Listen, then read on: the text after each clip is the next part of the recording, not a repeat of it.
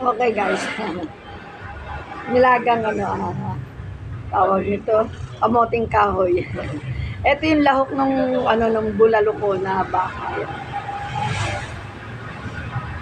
Imbis na patatas, ito nilagay nila. Ang ganda naman ng nila, ng tawag nito, kamoting kahoy.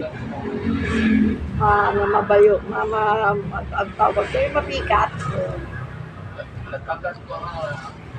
Kaya sabi ko sa inyo, nag-breakfast na akong nilagang bulalong baka.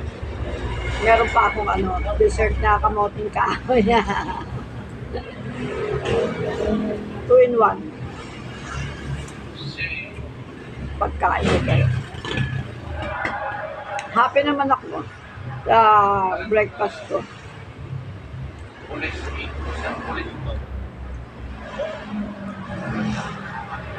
Kasi matagal-tagal din ako hindi nakakain ng kamoting kahoy.